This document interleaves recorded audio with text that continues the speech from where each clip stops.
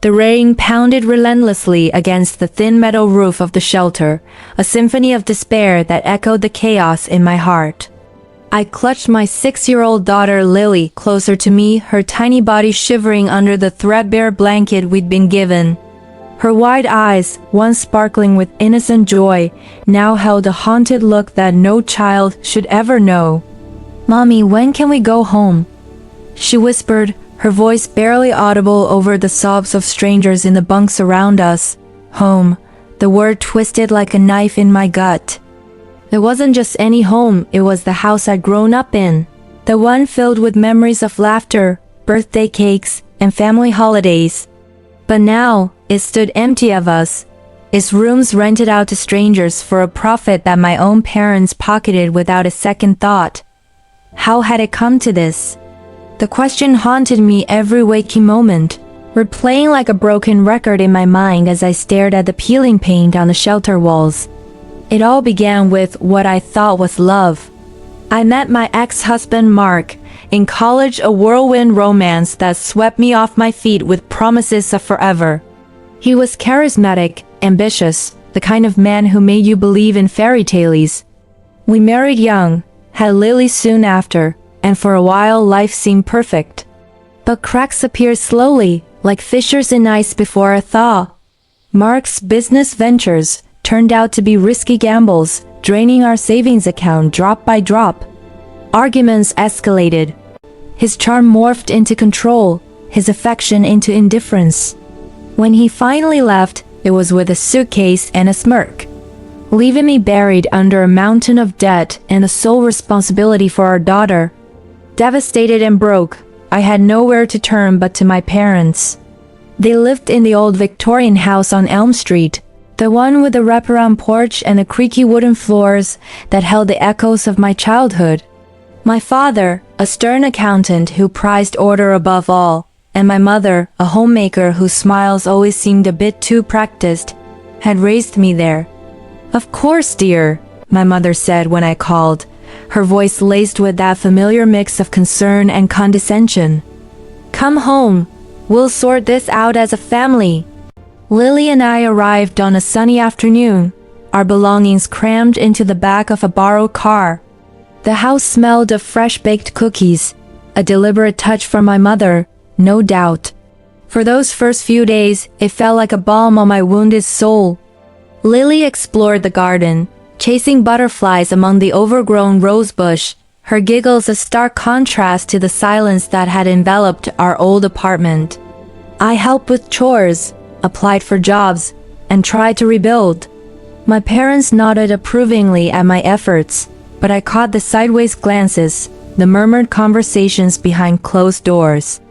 As weeks turned into a month, the undercurrents grew stronger. My father complained about the grocery bills, pointing out how Lily's picky eating was wasting food. My mother sighed dramatically whenever I left dishes in the sink, as if my mere presence disrupted their perfect routine. I bit my tongue, grateful for the roof over our heads, but the tension built like storm clouds on the horizon. Then came the evening that shattered everything. We were in the living room, the antique clock ticking ominously on the mantel. My parents sat across from me on the floral sofa, their faces set in matching expressions of resolve. Lily was upstairs, mercifully asleep. "We need to talk," my father said, his voice flat and unyielding. I nodded, expecting another lecture on responsibility. But what followed was a blow I never saw coming. "We're putting the house up for rent," he announced. "The market's good right now and we could use the extra income. We're thinking of downsizing to something smaller, maybe a condo in Florida." My heart plummeted. But what about us? Where will Lily and I go? My mother fidgeted with her necklace, avoiding my eyes. "You're 32, Sarah. It's time you stood on your own feet. We've done enough." "Enough?" The word exploded from me, laced with disbelief. "You invited us here. You said we figure it out as a family." "Things change," my father replied coolly. "We've given you a month to get back on track. That's more than fair." "A week." That's all they extended it to after my pleas. 7 days to pack our fragmented lives into black garbage bags and say goodbye to the only stability we had. The last morning, as I loaded the car, Lily clung to my leg, tears streaming down her face. Why are Grandma and Grandpa mad at us, Mommy? I knelt down, forcing a smile through my own tears. They're not mad, sweetie. We're just going on a little adventure. But inside, betrayal burned like acid. How could the people who bandaged my scraped knees and cheered at my graduations cast us out like unwanted tenants? The shelter was a grim awakening. Tucked in the industrial part of town, it was a converted warehouse with rows of metal bunks stacked like sardine cans. The air reeked of unwashed bodies, cheap disinfectant, and desperation. We were assigned a lower bunk in the women's section, sharing the space with mothers like me fleeing abuse, evicted, or simply down on their luck. Lily's eyes widened at the sight, her small hand gripping mine tighter. That first night was hell. The rain started just after lights out, hammering the roof like gunfire. Lily whimpered, burying her face in my chest. It's too loud, Mommy. I want my room back. I rocked her gently, humming lullabies from my own childhood, but sleep evaded me. Memories flooded in. Christmases with stockings hung by the fireplace, summer barbecues in the backyard, my parents' proud smiles at my wedding. Had it all been a facade? Or had I somehow failed them so profoundly that I deserved this? Days blurred into a monotonous grind. Mornings meant lining up for watery oatmeal and instant coffee, Lily picking at her food with a frown. I spent hours at the shelter's computer lab, scouring job listings, my resume a patchwork of part-time gigs and interrupted dreams. Afternoons were for playtime in the cramped rec room, where Lily built forts with donated toys, her imagination a shield against the harsh reality. But evenings were the worst storytime under fluorescent lights, surrounded by the quiet despair of others. I met Maria there, a single mom with twin boys. Her story a mirror of mine. Betrayed by family, fighting for scraps. Blood don't mean loyalty, she said one night as we shared a cigarette outside, the rain finally easing into a drizzle. You gotta build your own tribe. Her words stuck with me, a spark in the darkness. We swapped tips on food banks, free clinics, and temp agencies. Lily bonded with her boys, their laughter a rare bright spot, but the toll on Lily was heartbreaking. She stopped asking about home after a while, but her drawings told the truth stick figures of a family house with X's over the grandparents. Nightmares plagued her. She'd wake screaming, convinced monsters were coming. They took our home, she'd sob, and I'd hold her, whispering promises I prayed I could keep. We'll have a new home soon, baby. Just you and me stronger than ever. My own anger simmered, fueling late-night journal entries scribbled by flashlight. How could they rent out my childhood bedroom to strangers? I imagined them counting the rent money, sipping coffee in some sunny condo, oblivious to our suffering. Once, I drove by the house on a whim, parking across the street. Lights glowed in the windows, a new family's car in the driveway. It felt like witnessing a desecration. Tears blurred my vision as I sped away, vowing never to look back. Months dragged on, each one etching deeper lines of resolve into my face. I landed a job at a local diner, waitressing shifts that left my feet aching but my pockets fuller. Savings grew slowly, $1 here, a tip there. The shelter staff helped with applications for subsidized housing, their encouragement a lifeline. Lily started kindergarten at the public school nearby, her backpack a hand-me-down brightened with stickers. Look, Mommy, I drew our new home, she'd say, holding up crayon masterpieces of a little cottage with flowers. Through it all, the betrayal lingered like a shadow, but it also forged something unbreakable in me, a fierce determination to protect Lily from the world's cruelties. We survived the storm, emerging battered but not broken. As I tucked her in one night, her breathing steady in sleep, I allowed myself a glimmer of hope. We were on the cusp of something better, a life rebuilt from the ruins. Little did I know, fate had one more twist in store, a revelation that would upend everything. What if the house you were evicted from held a secret worth millions, and your parents knew it all along? The letter arrived on a crisp autumn morning, tucked among bills and junk mail in our cramped new apartment. My hands trembled as I tore it open, the law firm's embossed seal glaring like an accusation. Regarding the estate of your late grandmother, it began. Grandmother? She'd passed years ago, or so I'd been told. But the words that followed ignited a firestorm in my soul. My heart raced, a mix of confusion and a dawning fury that made the room spin. How many lies had been woven into the fabric of my life? It turned out my parents had lied, not just about grandmother's death, but about everything. She hadn't faded away penniless in some forgotten nursing home, her life reduced to faded photographs and whispered regrets. No, she'd been a woman of quiet cunning, amassing a hidden fortune over decades. Tied intricately to the old Victorian house on Elm Street, the very one they callously rented out from under Lily and me, were secrets buried deep. In the attic, beneath layers of dusty floorboards and forgotten trunks, lay a collection of rare artifacts, antique jewels passed down from European nobility, forgotten stock bonds from booming post-war companies, and deeds to overlooked properties scattered across the state. The appraiser's estimate? Over $2 million. And according to her meticulously drafted will, discovered in a safety deposit box no one knew existed, it was all meant for me, her only granddaughter, and my child Lily. The revelation hit like a thunderclap. I sat on the edge of our sagging couch, the letter crumbling in my fist, tears blurring the ink. Memories surged, grandmother's visits during my childhood, her arthritic hands pressing small trinkets into mine, a locket here, a brooch there, always with a wink and a whisper, "These are more than they seem, Sarah."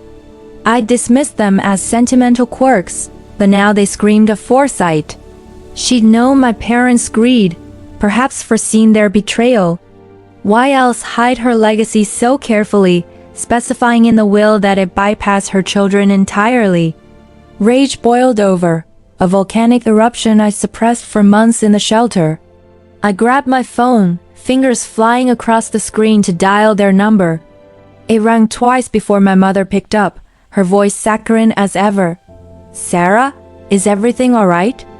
"You knew," I hissed, my voice steady despite the storm raging inside. "You kicked us out to hunt for it yourselves. Grandmother's fortune is mine. The house, the artifacts, all of it." Silence stretched like a taut wire. Then a sharp intake of breath. "How did you?" My father snatched the phone, his bark cutting in. "This is nonsense. That old bat left nothing but debts." But the lies crumbled under the weight of evidence. The lawyer, a sharp-eyed woman named Elena who'd taken my case pro bono after hearing our story, had uncovered emails, bank records, proof they'd hired a private investigator to scour the house post-eviction. They'd torn up floorboards, rifled through walls, all while we shivered in that godforsaken shelter.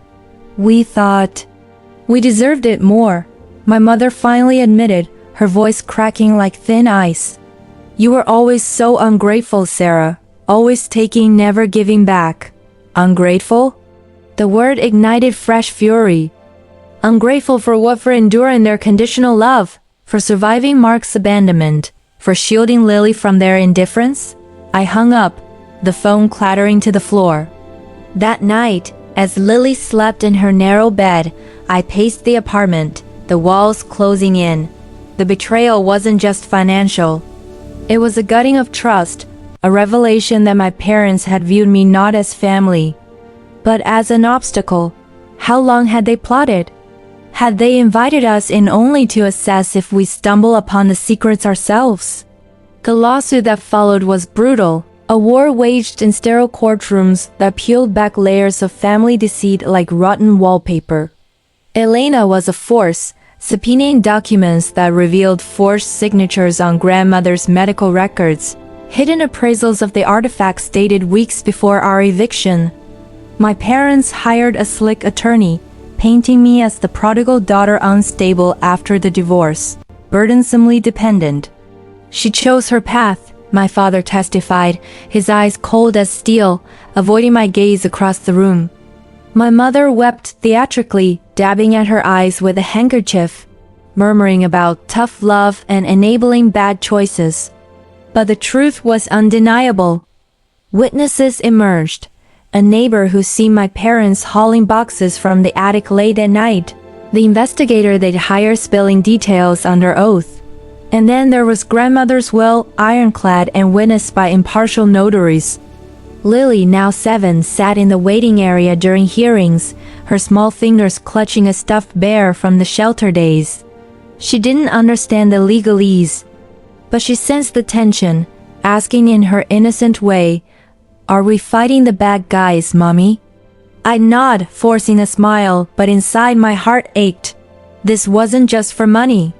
It was for justice, for the nights she'd cried herself to sleep in that bunk, for the childhood innocence stolen by their greed. The proceedings dragged on for months, each session a fresh wound. I balanced it with my diner job, rushing from shifts smelling of grease to depositions in borrowed suits. Friends from the shelter rallied, Maria sent encouraging texts, even showed up once with homemade tamales for luck. "You're showing them what a real mama bear looks like," she'd say, her own battles fueling her fire. Lily's schoolwork suffered at first. She'd draw pictures of courtrooms with monsters in suits, but slowly, as I explained in age-appropriate terms, she grew resilient.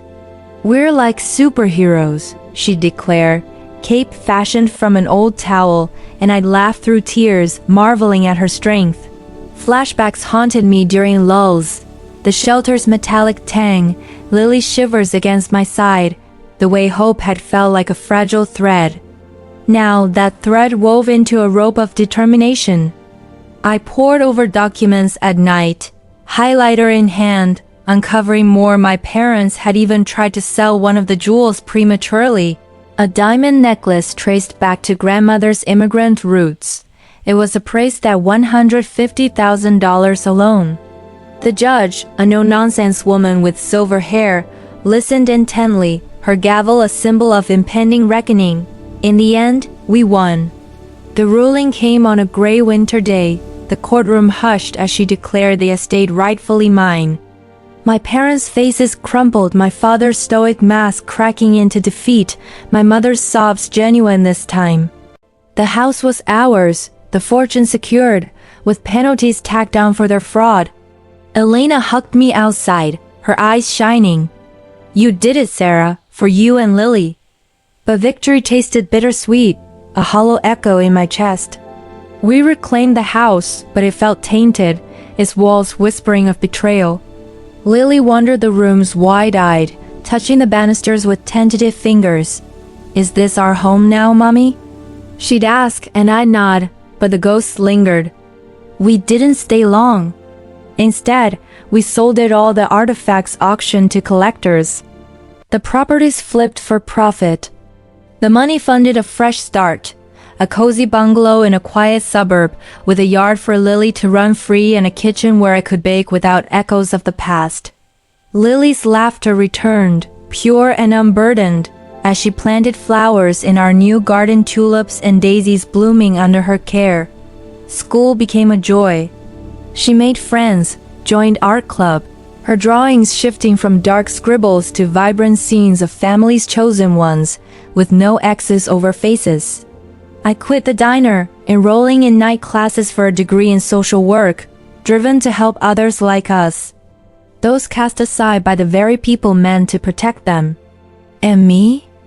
I learned that family isn't blood, it's the bonds we choose to nurture. The hands that lift us when others push us down. Maria became like a sister, our kids' playdates a reminder of found kinship. As for my parents, they faded into irrelevance, their greed a cautionary tale whispered in the wind.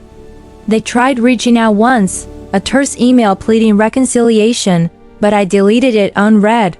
Forgiveness? Maybe someday, but not at the cost of my peace. Yet, sometimes, on quiet nights, as I sip tea on the porch watching stars prick the sky, I wonder, what other secrets lie buried in the hearts of those we once trusted?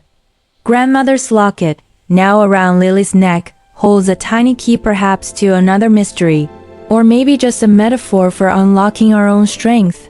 Life moves forward, scars fading but lessons etched deep. We've built our fortress from the ruins, Lily and I unbreakable, blooming in the light of hard-won freedom.